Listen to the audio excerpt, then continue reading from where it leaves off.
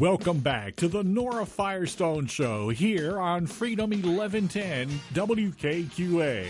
Now, here's Nora.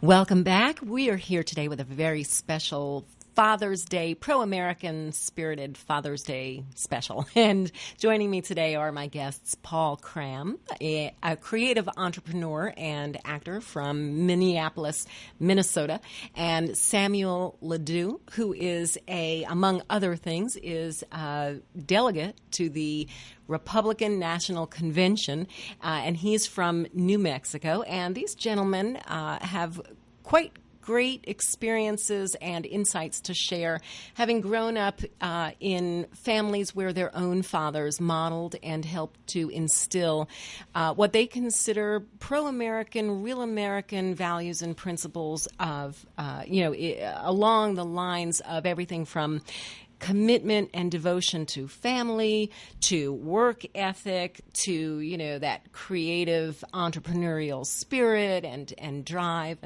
And so Paul and Samuel, thank you again for joining us. And Samuel, you were saying on the other side of the break that unfortunately in what you see in your community there in New Mexico, a notion that's known as crabs in the barrel, and it's where if a crab tries to get out, or if somebody tries to kind of excel in their lives, the others will pull them down or pull her down.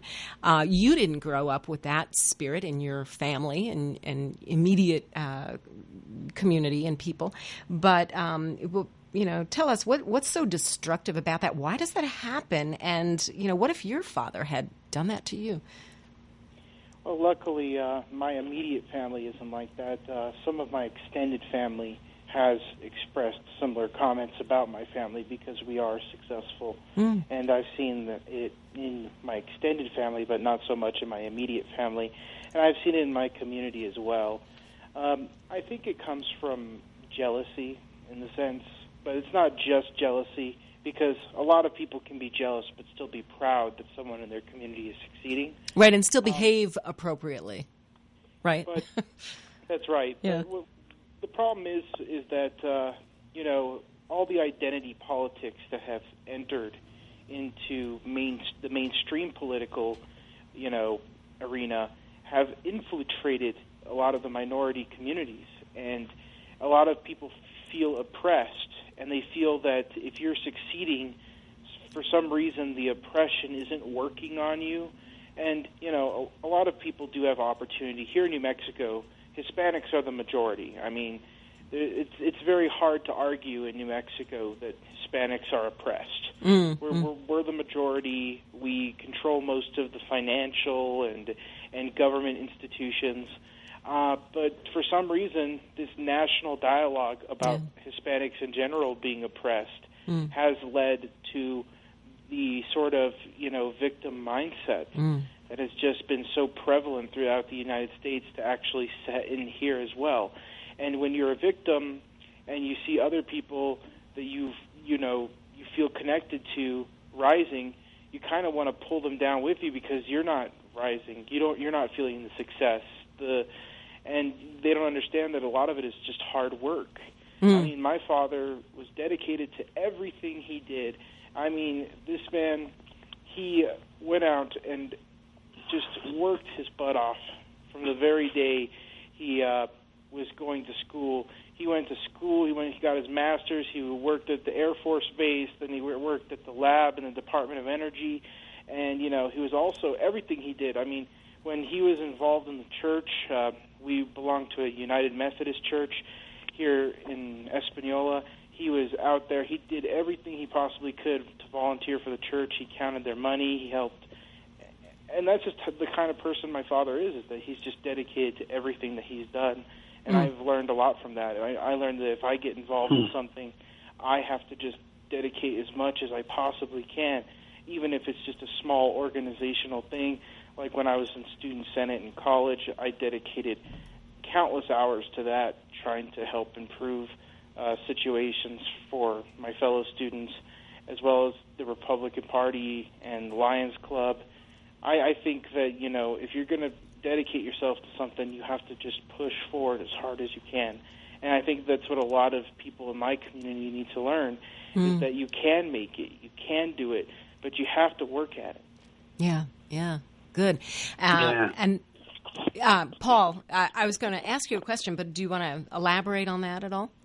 No, I actually was just smiling. I love what Samuel was sharing about his father, working with the church and doing good out in the community. My father as well, in addition to being an entrepreneur, he would there was a church down in Mexico that he would go down and support, and he would bring us down there, and we would make small mission trips down there, and it makes me happy now because, again, it kind of helped mold me. And I think that at times, thinking about my dad, very strong person, but he wasn't afraid to let us kids see him cry or be moved by, helping others and things like that. And I think that's so good.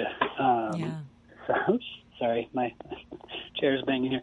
But it's so important, I think, for fathers to show that to their sons and to show compassion as well as drive. It's awesome. Yeah, compassion and empathy and volunteerism, those are so important, such beautiful things, and such a forever standing part of the American spirit also. And so, unfortunately, what has happened, one of the things that has happened with this, growth of big government or overgrowth of government and rise of socialism is that, instead of this coming so much from people's hearts, which is the natural way, it's forced. And, I've got this quote that I've been saying forever, when you mandate charity, which is socialism, right? When you mandate charity, you take away the two most essential cogs in the machine,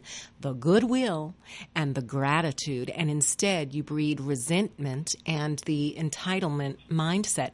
And I say that not because I'm any less compassionate than anybody else. But, we in America, we have the right to choose, again, our obligations, right? And those chosen obligations should be our first priority. And then we are free to, to share our spirits with others in the form of whatever, time, money, whatever we feel we can bring to somebody, a neighbor, and to choose where our efforts and resources will be of most benefit. And what happens with socialism is that people there's anonymity, there's unaccountability, there's not usually any sense of gratitude, and there's that sense of entitlement. And then with all of that comes back around to this whole victim mindset as well. It's this horrible vicious cycle. But so for both of you, what advice would you give to youth today? And perhaps you want to channel your own fathers in this. It's up to you. But, what's so destructive about that victim mindset and that entitlement mindset, other than what you've already said? And how do you combat that? How does a person combat that if others are trying to instill that in them? That's a good question. Yeah, I mean, Samuel, do you have children? No, I don't. Okay. Now, if either of you gentlemen or both go on to have children someday, or if you have nieces and nephews, or if you just are in some sphere of influence, over younger people, today's show, I have tons of nieces and nephews, and it's fun to see my siblings interacting with them, and it's fun to see my niece. A few of my nieces and nephews are in college and graduating, and it's so interesting to chat with but even people my age. A lot of, because I move in circles with a lot of actors, and actors are not necessarily known for being the most conservative of mindset. Right. So it's interesting moving in those spheres. I think this isn't really an answer to your question, but I guess it's just more of a thought of where my head is going. I am seeing such a shift in my colleagues, and it's not necessarily anything new, but more towards a socialist mindset.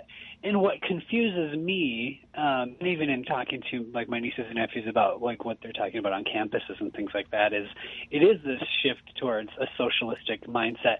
But what confuses me is it wasn't that long ago that we can reference, China, and we can look at history and be like, this didn't work. Socialism in this way did not work. Right. So I what confuses me is I don't understand why there's that thought that it is that entitlement thing in a way where it's like that can't happen to us.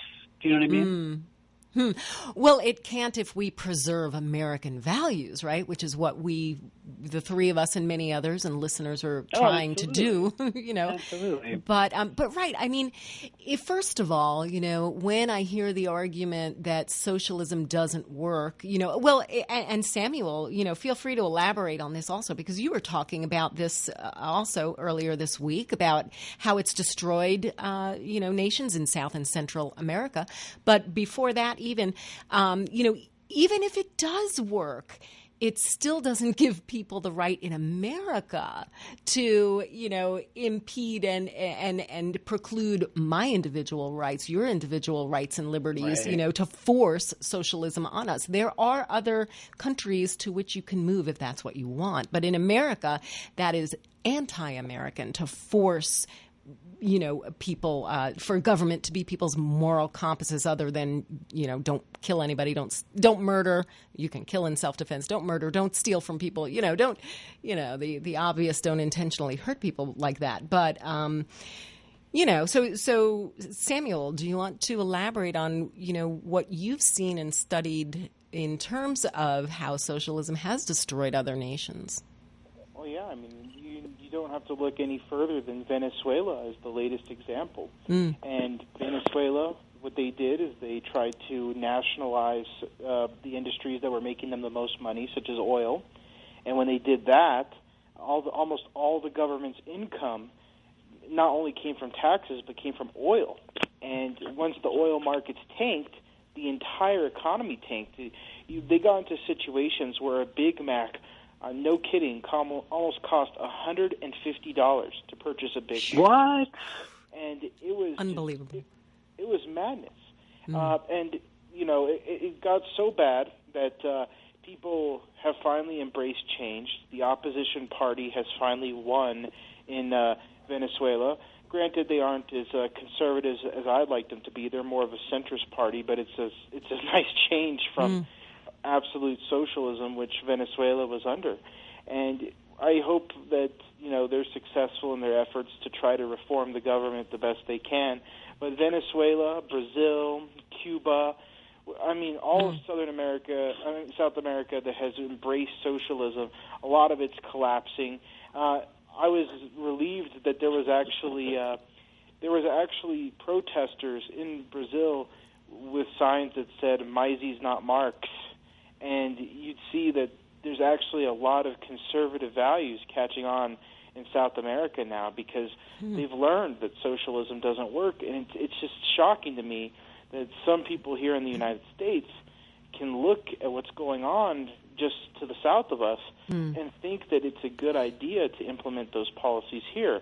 But I do want to answer the question that you posed earlier on what someone can do. Yeah, because I've helped someone when I was a student senate vice president at Northern New Mexico College. One of my friends who was an automotive technician major, he had to take an ethics class because it was required, and he was struggling because, he knows about cars, but he doesn't know so much about philosophy. And, he was struggling and having a really difficult time, and my best example is to help these people out because he was about ready to drop out of the class, is to show them that just because you're having a difficult time, that it's not over. Oh, right. I showed him that in one of my classes, I had a D on the midterm and pulled it up to a B, and I just sat there and worked with him. I took a day out of my life, And I sat there, worked with him, studied, and showed him and explained to him, just lead by example and show these people that they can succeed if they really try. And he ended up, getting a B- in that class when he had almost an F. Yeah. So That's awesome. You got to show these people that they can succeed. Right. If they can see that they can succeed, they will get hungry for success, and they will just continue to push themselves forward. And now he graduated with his automotive technician associate's degree, and now he's working at Jiffy Lube, and he just got a promotion. So Excellent. I'm very proud of him. Yeah, I am too, and I don't even know him. And I'm proud of you for your efforts. I love it. Yeah. It sounds like you did what your father did to you, which is gave you some of his time and help. Yeah, I love it. Yeah. Yeah, and he came from a home that didn't have a father, so I guess I was somewhat of a surrogate in that cause to help him with that issue. And that's the type of leadership that is missing in a lot of young men's lives, because they don't have these essential figures in their lives. We all love our moms, but there's something to be said about a father's influence on a son that just isn't there.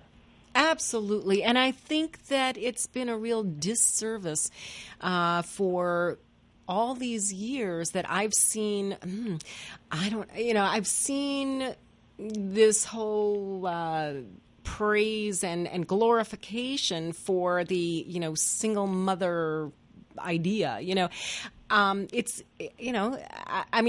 are times when people need to certainly get divorced, if there's abuse and, if there's good reason. But then, of course, it's a tragedy when somebody is widowed and a parent dies, But this whole glorification in, even in the marketing world, I'm a writer and a journalist and a PR and marketing person, right? And I see it all the time. This idea, I'm a single mom, and this company helped me, and I'm a single mom, and this company helped me. Well, that's not.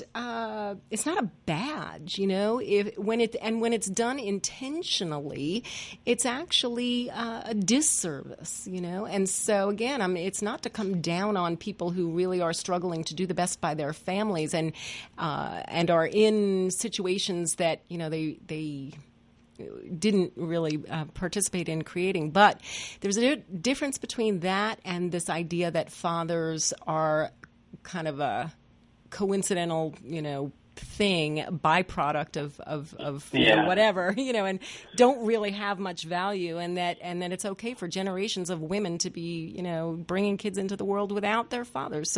So back to that. Again, some of the most important things that you have received from your dad, important notions, advice, things that they have modeled, and especially what you would consider pro-American. What are some more of those things? Oh, one of the things my father taught me is because there are a lot of, although most of the Hispanics in my community are legal, there are many that are illegal. And some of them have very difficult lives. And because my father was a very devout Methodist, he showed me some of these communities, and he said, this is how lucky you are to be an American. You don't know what some of these people had to struggle with and how they had to struggle just to make ends meet. And you're very lucky to have someone like me and be born in this country where you don't have to fear the cartel or you don't have to fear, your government coming down on you like these people have. Right. And I learned a lot from that experience. Right. Very good, yeah. I can only imagine, but it's a strong vision there you put in my head. Paul? Yeah. No, I would echo that, too. I so appreciate the... my father, he would take us, he would load all of us up into a motorhome, and we would go, down to Mexico or to California, kind of on road trips. And we saw a lot of different people and different ways people live. That's wildly different from us in our, Midwestern town. And I so appreciated just that view of the world, and my father kind of opening that up and appreciating all of that, and then also kind of echoing what Samuel said of really appreciating what what we have here in America and the opportunities provided that way. You know, I mean, I remember my father, you know, when we were down in Mexico, being like, "Wow, there's not the opportunity, so you can't just go. It's not as easy." You know, here in America, it's wonderful because we can. If you want to start a business, you can. Right. You know, and that's a question that I have for you. Does your dad, who is an entrepreneur, right? Does he express fear of, you know, the big government overreach, and does he express fear of how government is oppressing the entrepreneurial spirit in New York? In America. not only in New York, which is where I'm from. He over the years, he's always had a fairly positive outlook on being an entrepreneur. So I haven't heard him too much touch on, you know, the government's involvement in it. He's always inspired me to push forward and do that. So kind of like the more of a positive spin on it, and not necessarily focusing so much on the government's input on it, if that makes sense. Sure. Me and all of my siblings actually, in one way or another, kind of have our own little businesses and entrepreneurial stuff. And it's awesome to me because I see friends of mine, and they seem afraid to, you know, kind of trek out and kind of take that plunge into starting their own business. And I love that me and my siblings don't have that fear. And I know that comes from seeing my father do it. You know, there's something about having parents model something for their kids, and it's so awesome to see that. And it does. It makes me sad for people that don't have that. When you know, be it if you're in a single parent home or you don't see those things and the things that you miss along the way because of that. It's like, you don't have to be afraid. There's so much opportunity. Right. And, you know, and then again, the value of, you know, mom and dad, or of two parents, right? You may have a parent who is very much afraid of those things, very much not confident in his or her own abilities as maybe an entrepreneur, and doesn't consider himself or herself very creative particularly, but maybe has this whole other skill set that is, you know, so valuable. And then you have the other parent who says, hey, no limits on the way that you think about yourself and your future, and, you know, these are the possibilities, and why limit yourself, you know, and doesn't put those limits, right? And so, you know, what is the beauty, the value? I mean, I'm not asking you because you've already expressed it, but I mean, you know, I guess what I'm saying is I want people to leave with the understanding that is such a valuable thing, because if either one of you, or if I, or, you know, anybody out there has only one side or the other side, you know, they're just missing so much. You know, our parents, they're not perfect maybe, but they bring so much, and it's up to us to look for those things of beauty that they bring, and how we can embrace those things and implement those things in our own lives and instill them maybe in others. Final thoughts on, you know, things that your father has modeled for you or instilled in you that you think everybody should take away and embrace themselves before we sign off. One thing that my father did that I think I'll never forget is that when I was first getting involved in politics, we were looking around for a college that I was going to go to. And one day my dad took me to the University of Texas, El Paso. And this university is right on the border. And it's a big, beautiful university. And right across the border, you see Juarez. And my dad said, even though we disagree on some things in politics, I just want you to know that whatever you do, I hope you help good people get elected. Because if you look at the other side, and he pointed to Juarez, he said, that's what happens when bad people get elected. Wow. Powerful. That's another show. You gentlemen should come on again. Paul, before we sign off, Paul, things that people should embrace about this pro-American spirit. Oh, don't be afraid to take a little bit of risks, I guess, is something my father taught me. You know, be willing to fail. Yeah, you learn from failure, right? Mm-hmm. Yeah, you get stronger. Good. Well, gentlemen, thank you so much. Quickly, how can people get in touch with you if they'd like? Paul Cram, how can people get in touch with you? Easiest way is just my website, paulcramactor.com. They can jump through like Twitter and Facebook and just different ways to get a hold of me that way. It's probably the easiest just to go to my website. Very good. Okay. Today's episode up on my website, norafirestone.com/on-air. And gentlemen, thank you again for joining us. Listeners, please join me again next Thursday from 1 to 2 on Freedom, 1110 a.m. WKQA. Until then, you're amazing. Now go be yourself.